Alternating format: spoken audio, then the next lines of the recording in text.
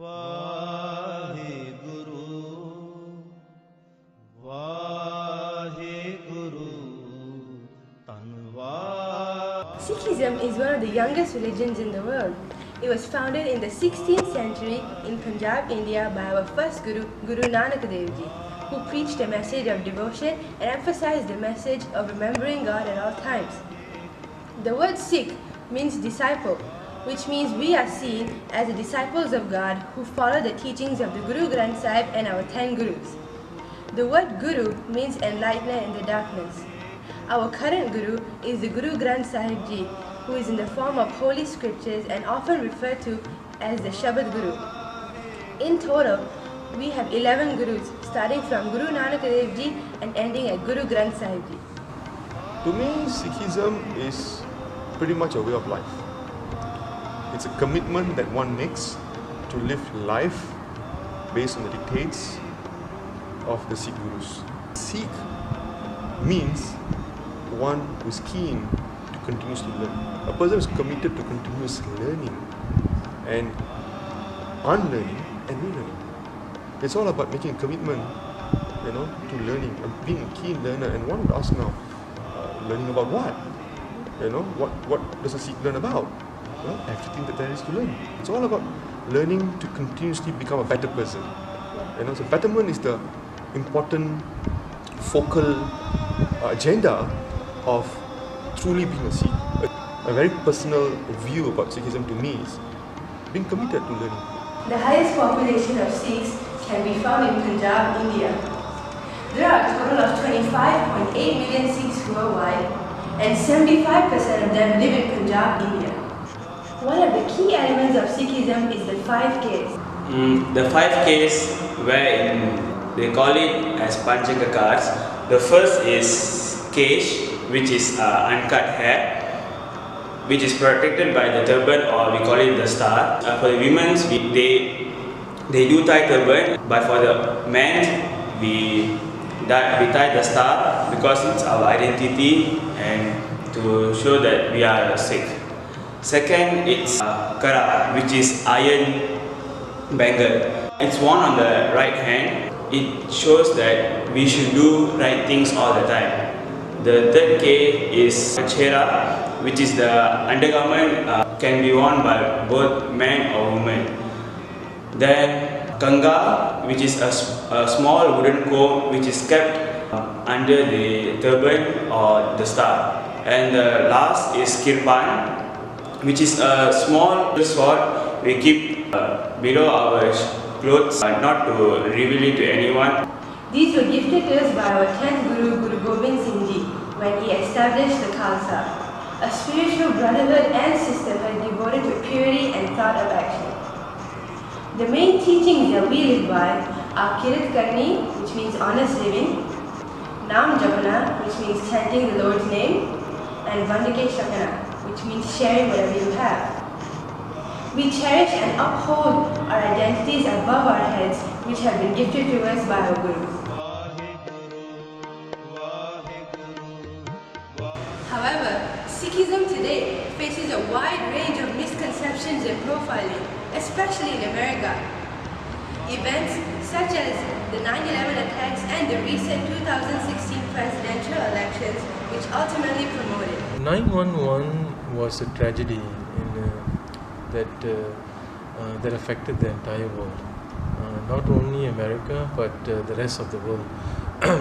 So the 9/11, what 9/11 created was a sense of fear, especially among the Americans. So as a result, there's a heightened amount of paranoia among its citizens, and so as a result you will see a heightened amount of racial profiling by its citizens, and also you would see some amount of racial profiling by the government's agencies, especially border protection, customs, immigration. It might be perceived by the actions to be more careful as a racial profiling. But all this is because of the heightened amount of fear that now every Muslim is a potential terrorist. So hence that created a heightened racial profiling and discrimination. I think that this whole 911 thing affected the Muslims as well. Yeah. You know, because the actions of the few, it has painted such a bad image for the whole entire Muslim community in the world, and there's this whole this stereotypical attitude going on, and everybody's labeling the Muslims as being terrorists, you know, as being people who subject violence and who are responsible for the hate crimes. But that may not be necessarily the case. If you look what happened at Wisconsin, where a Sikh place of worship, right? Yeah. It's a sleepy town in America, and everybody knows Wisconsin is probably one of the smallest states of America. Yeah. Really small state up north in America. You know, one small sleepy town in America, Wisconsin. People were gathered one fine morning, praying in the Gurdwara, and here comes a white man with his gun and suddenly goes on a shooting rampage. And shot everybody, and he thought everybody was Muslim. How pathetic. That's so painful, right? Muslims around the world are also being subject to all kinds of nonsense. Following the 9/11 incident, there was a lot of racial profiling going on in Australia. So much so, Australian police officers and enforcement officers were raiding every Muslim homes to ensure there were no terrorists hiding there. All the Muslims in Australia were subjected to so much of checks and, you know, if, for the lack of a better word, perhaps harassment, you know, discrimination, Yeah. just because they were Muslims, you know, and they're not bad people, you know. A common misconception about Sikhism would be that Sikhism is a blend of Hinduism and Islam. The above statement is completely false because Guru Nanak Dev Ji established Sikhism himself and he was a Sikh himself. Another misconception that I like to address would be that everyone thinks that anyone who has a turban or has a beard is someone Muslim and from the Middle East. I can assure you this is false. There are a number of other religions that practice wearing a turban and having a beard, and one of them are Sikhism. Sikhism focuses on not cutting away any of the hair because we believe that there is great power in the hair. After the 9/11 attacks, the number of hate crimes and discrimination against anybody that were assumed to be Muslims increased drastically. Statistics from the FBI show that the number of anti-Muslim hate crime incidents jumped in 2001 from 28 to 481 incidents. The number dropped in the following years, but has never returned to levels reported before the 9/11 attacks. Another recent event that could have also aggravated racism and racial profiling would be the famous 2016 presidential elections in America. After nearly every campaign of Donald Trump, a sudden rage of hate and racism would spread and get reported. Walls would be graffitied, places of worship would be vandalized, and things would be burnt to show hate. This recent 2016 elections, to me, I personally felt that Donald Trump's campaign focused on the citizens' fears, especially the white Americans, its fears. The fear that Muslims are going to flood America, going to come in by the droves, by the plane loads and take over America. The fear that the white Americans are going to lose its power. The fear that Christianity is no longer going to be the main religion in America. So all these fears is what Donald Trump focused on, and all that actions and that rhetoric that came out of this focused on focused on the fears and elevating the citizens' paranoia, and you could see the voting patterns of most of the Americans changed from the Obama's voting patterns to the current 2016 elections, from 2008 to 2012 and now 2016. You could see the voting patterns of the American public changed to where their voting concentrated along racial lines. A news report by 69 News stated that a group of people who saw Harpreet Singh Khalsa walking around Bethlehem Square shopping center reported that they saw an apparent Muslim man carrying a knife or a sword. This large knife or sword is actually the kirpan. It is one of the 5 Ks of the Sikhs. Harpreet responded that he felt embarrassed, humiliated, and ashamed for even bothering to come to Bethlehem.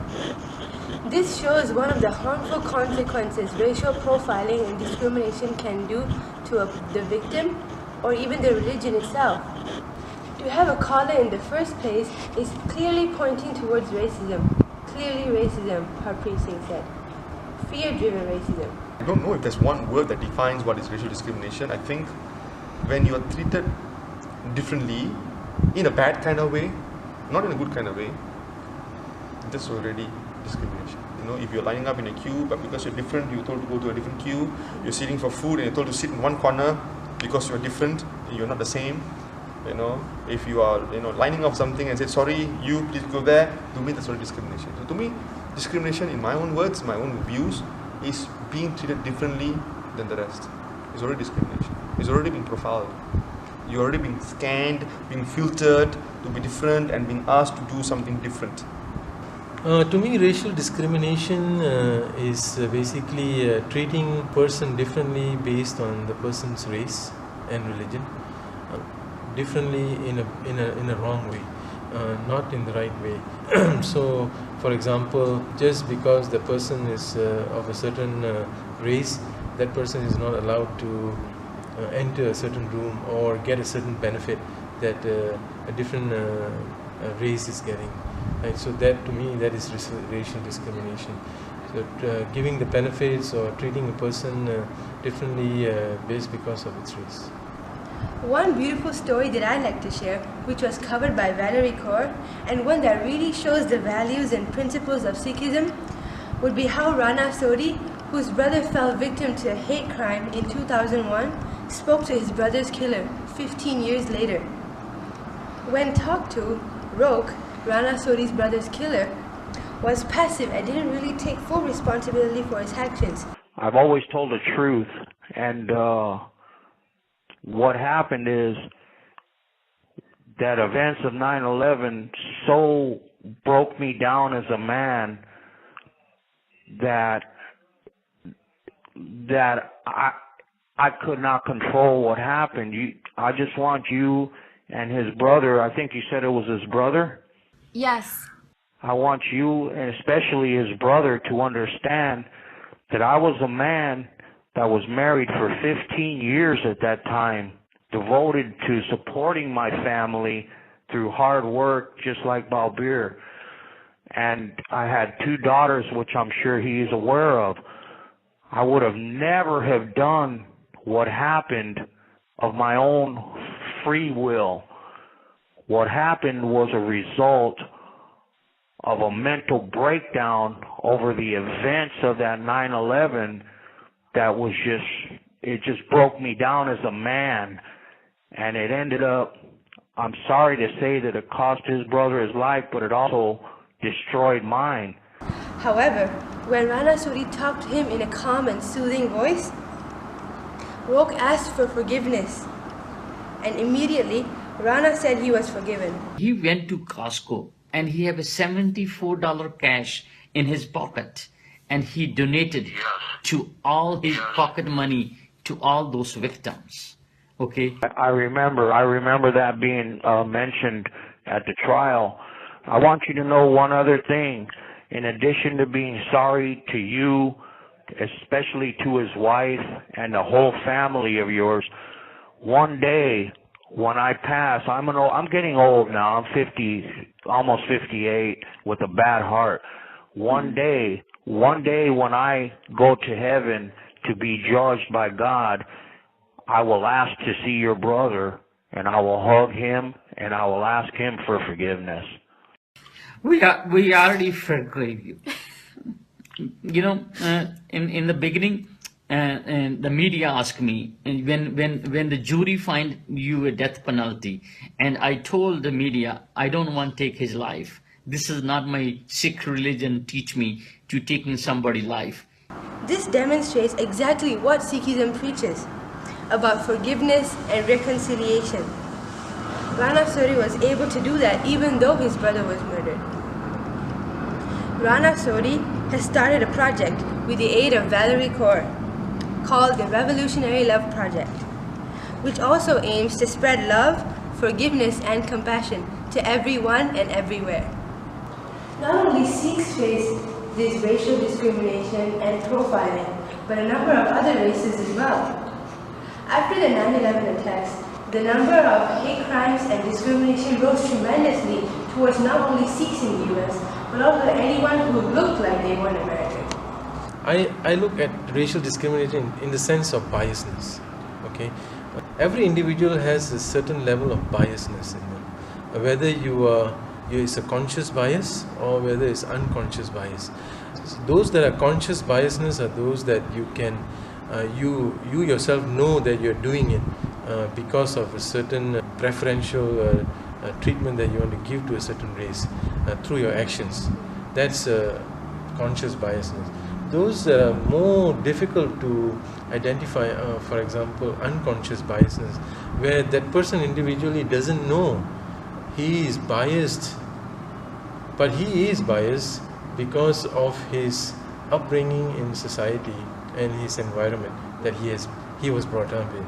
So a person that is completely has been brought up in an environment where racial discrimination was a norm, and or being taught that a certain race given a certain benefit is a birthright of that race. So a person who's brought up in that environment would have a lot of unconscious bias and would think that a certain action, even though it is discriminatory, would be perceived as actually not discriminatory according to that person. So the more important thing is how do you address this unconscious biasness. And I think the more important thing, and to do this you have to do that through education. Muslims, Sikhs, Hindus, Jewish, and a whole lot of other races face this racial discrimination and profiling in the US. This is why racial discrimination, hate crimes, racial profiling must stop or at least be significantly reduced. We can't stereotype a whole race as being bad or deadly. Every religion and faith in the world preaches goodness, forgiveness, and positive elements. There is no religion or faith in the world that encourages murder and hate. We all deserve to practice whatever we believe is right and should not be discriminated based on that. It is also not right to stereotype a whole race because of what a few people did. Let us not let religion and race come in the way of humanity and kindness. Thank you.